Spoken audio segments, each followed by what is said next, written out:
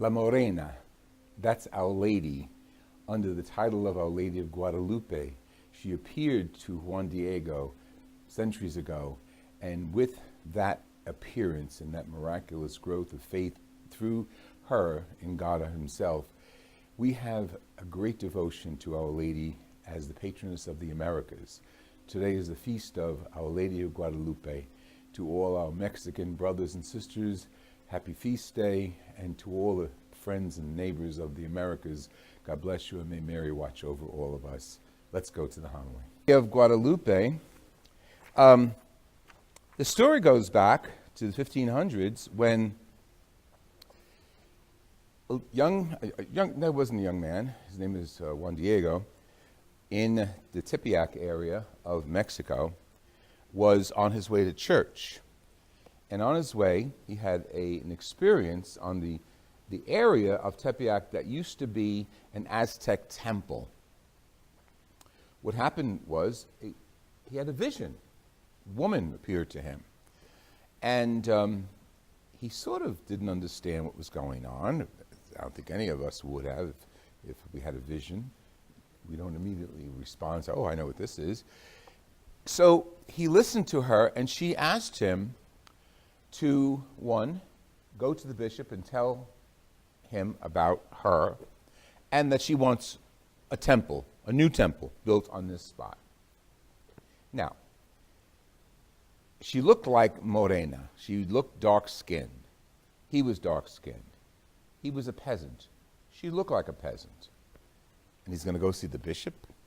Now, there's a great social divide between those who are the poorest of the kingdom and those who run the kingdom.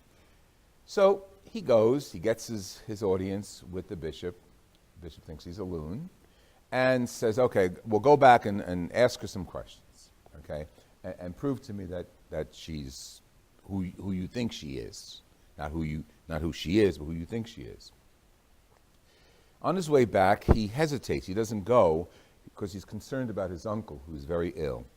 And he goes and spends time with his uncle, doesn't go see Mary, doesn't go see the vision, and waits a day or two, and then eventually he goes. Now, the bishops probably put him on the back burner. He probably didn't even think he's coming, or he's on his way, or maybe he was really a crazy man. Well, he goes back because he's concerned about praying for the uncle. He stays with him a while, but then eventually he goes back, and she appears to him again. And she says, I will be with you, and I want you to assure my people that I am with them. And I want you to pick some flowers here. And it was middle of winter. It's today. It's December 12th. And he picks the flowers and wraps them up in his tilma, his garment, which is made of fibers, natural fibers.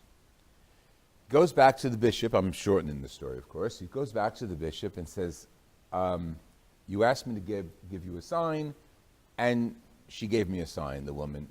She gave me flowers. So he opens up his tilma, and out come the roses. And he holds up his tilma, and there's the image of La Morena, Our Lady. Beautifully imaging her people of Mexico, her native Aztec blood, and the people who were there then, dark skin, very simple, and reflective of the imagery of the book of Revelation. Her garment had stars on it. At her feet was a symbol of a crescent moon, and she's in prayer. The stars, of course, if we had to interpret, represent heaven on her blue tilma, her blue garment. And the crescent moon under her feet, reminiscent of the book of Revelation, but also reminiscent of the temple where she's standing, because one of the symbols of the Aztec faith was the crescent moon.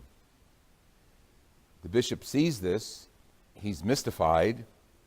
In the meantime, like the movies do, in the meantime, she appears to the uncle, and she heals him. So he's up, he's running around.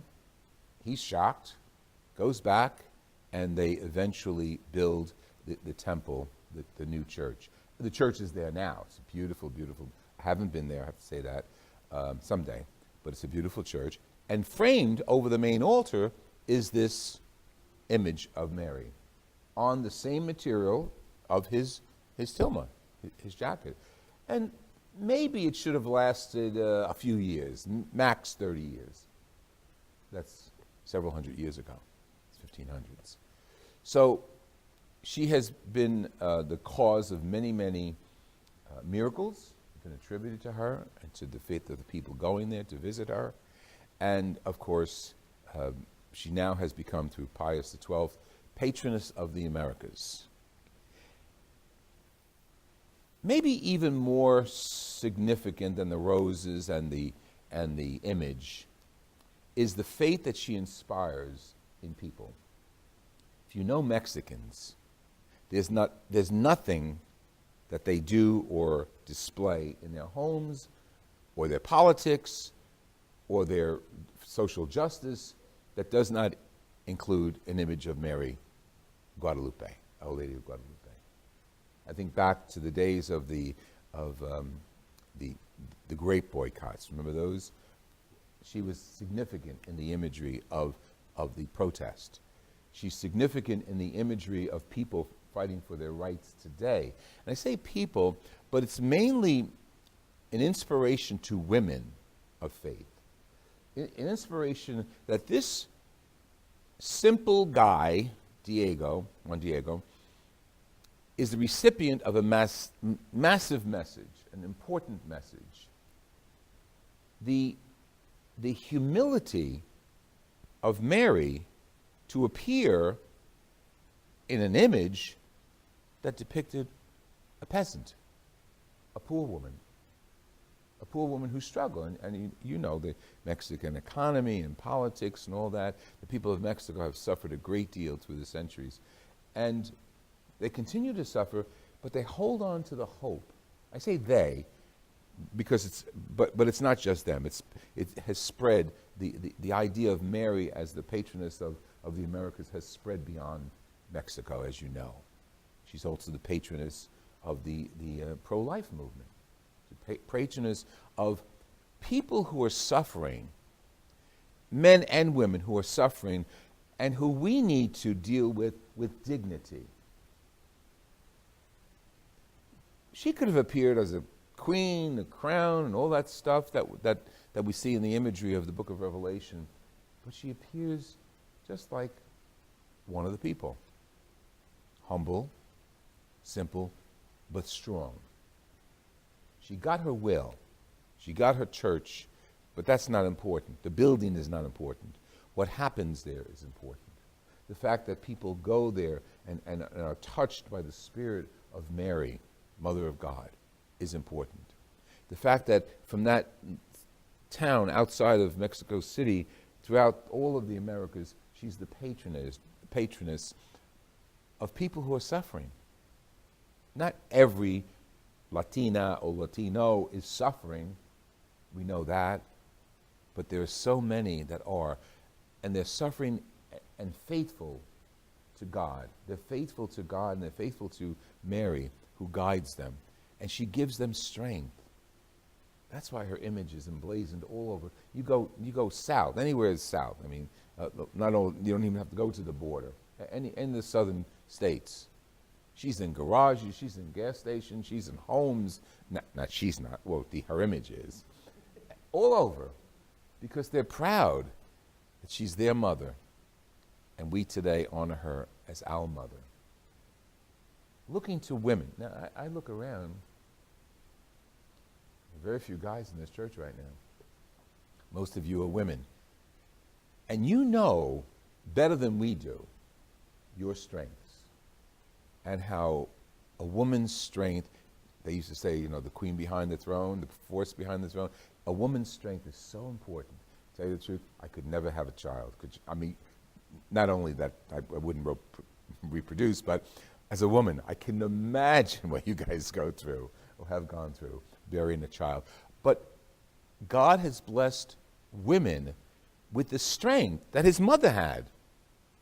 When that angel said, you're going to be the mother of a baby, and he's going to be called God, and he's going to be called Most High, she didn't say, oh, nice, oh, wow, where's my crown, where's my fur, and all that. She says, how can it be? I have not had relations with a man. And her faith, from that moment, when she said, fiat, let it be done to me according to your word, fiat voluntatis tui, from that moment on, we have in the church, I think, the soul of a woman, Mary.